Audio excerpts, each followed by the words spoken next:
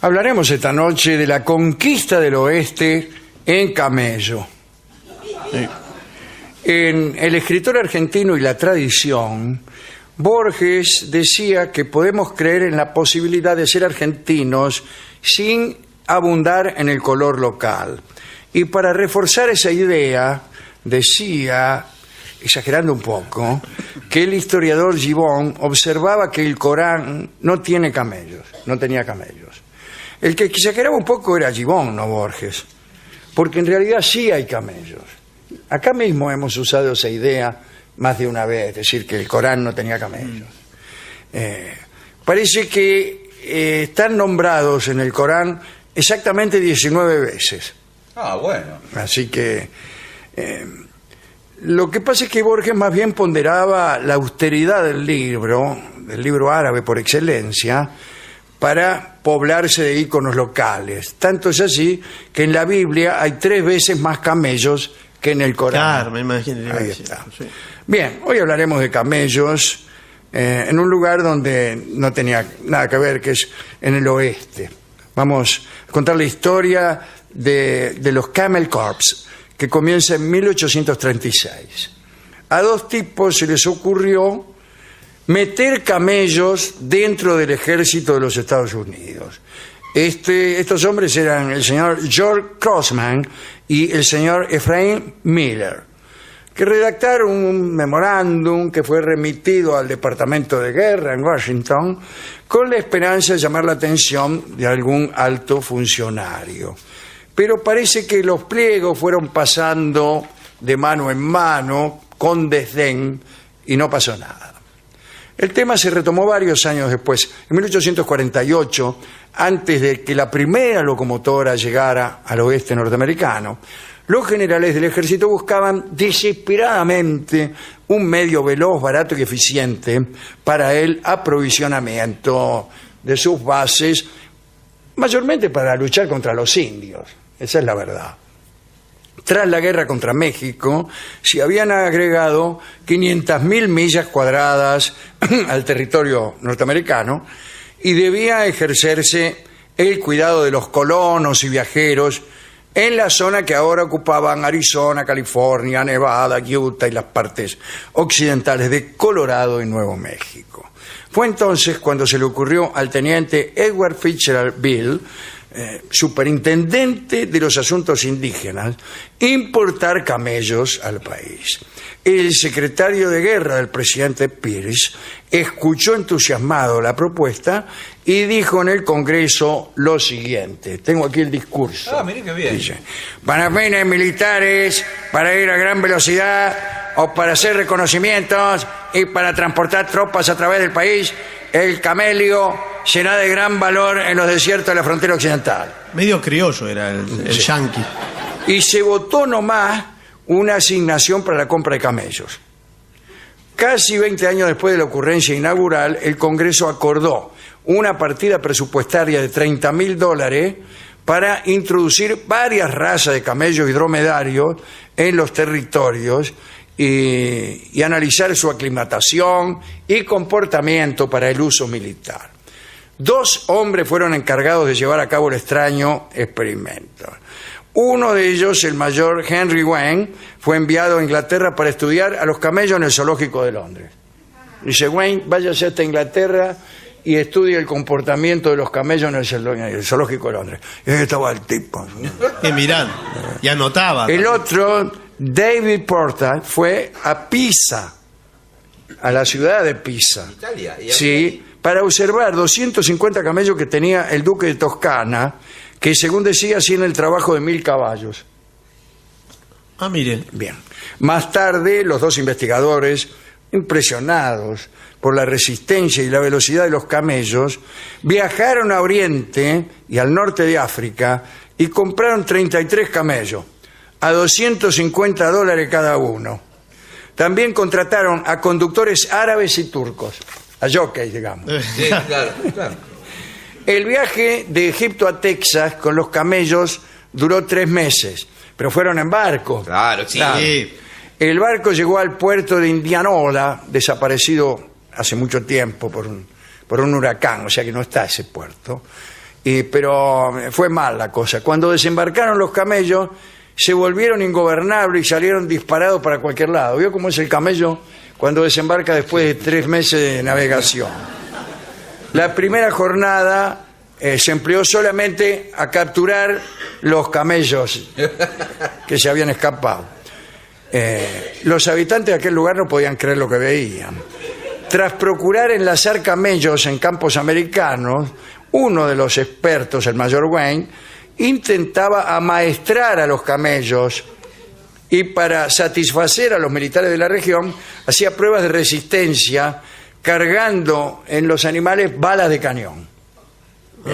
Dice la crónica, tengo aquí. Sí. Se debieron emplear largos meses para que monturas y jinetes se habituaran entre sí. Los hombres subestimaban a aquellas bestias dóciles en apariencia, pero que se rebelaban violentamente ante cualquier maltrato. Otro aspecto era el olor que despedían, muy distinto e inusual, hasta el punto de enloquecer a los caballos. Los caballos se volvían locos y empezaban a saltar. ¿Por el olor?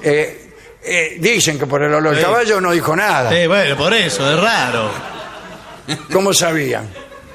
Bueno, la compra, hecha para fortalecer las huestes en la lucha contra los indios y para sostener la conquista de los nuevos territorios, parecía, desde el comienzo, destinada a incentivar el interés de los empresarios de los circos.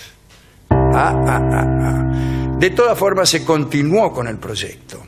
Tras un corto periodo de descanso y aclimatación al sol tejano, los camellos fueron puestos a prueba entre los días 4 y 14 de junio en una carrera de resistencia hasta la ciudad de San Antonio, la cual distaba unas 120 millas de no sé dónde.